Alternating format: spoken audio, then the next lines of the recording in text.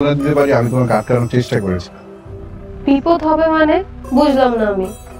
বাবার কেয়ারিং এ ছিলে, বাস্তব দুনিয়া সম্পর্কে তোমার জ্ঞান নাও থাকতে পারে, সো বিপদ কি হবে সেটা না জানাটাই তোমার স্বাভাবিক। লাবণীর মা, বাজার ব্যাগটা নিয়ে আসো। বাবা, ট্রাই টু আন্ডারস্ট্যান্ড। এই বাড়িতে আমার দম বন্ধ হয়ে যাচ্ছে। লাবণীর মা, ওকে আবার সামনে থেকে চলে যেতে বলো। লাবণী, তুই আমার সাথে আমার কথা শুন, আমি তোকে বুঝিয়ে বলছি।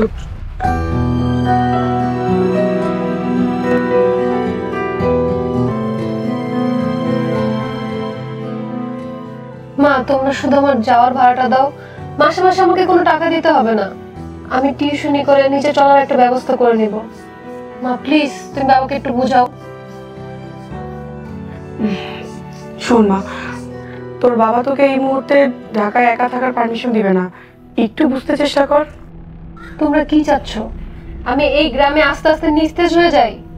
আমার ভবিষ্যৎ, আমার ক্যারিয়ার এই গ্রামে থাকলে সবকিছু ধুলায় মিশে যাবে। মা, এখানে আমার দম বন্ধ হয়ে যায়।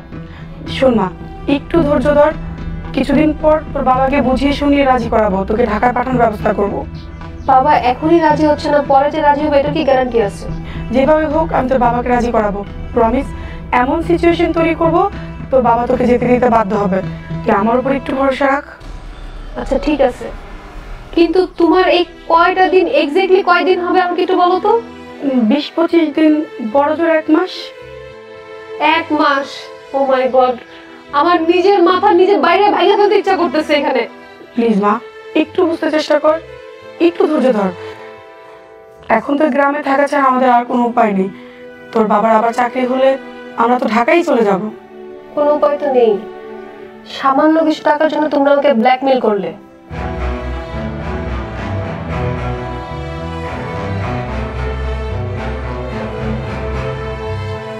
আল্লাহ, আমার মেয়েটাকে তুমি বুঝদান করো। লাবণী, লাবণী, লাবণী,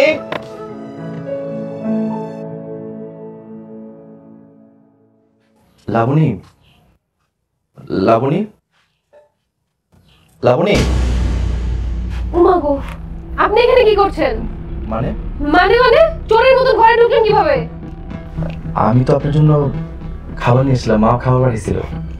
ও, জেনে শুনে আপনি এসেছেন? বাড়িতে কেউ নাই, এই সুযোগে সোজা আমার ঘরে ঢুকে পড়েছেন। আমি আপনাকে বাইরে থেকে ডাকতেছিলাম, আপনি তো শুনতে পাননি, হয়তো কানে ইয়ারফোন। Shut up! আমাদের বাড়িতে কেউ নেই জেনে শুনে আপনি এখানে চলে আসছেন এই সুযোগটা কাজে লাগানোর জন্য, তাই না? আমার ইজ্জত নষ্ট করার জন্য। আস্তাগফিরুল্লাহ, আমার আল্লাহ সাক্ষী, আমার এমন কোনো মতলব ছিল না। আপনি ভুল বুঝতেছেন। দেখেন আমাদের খাবারের বাটি।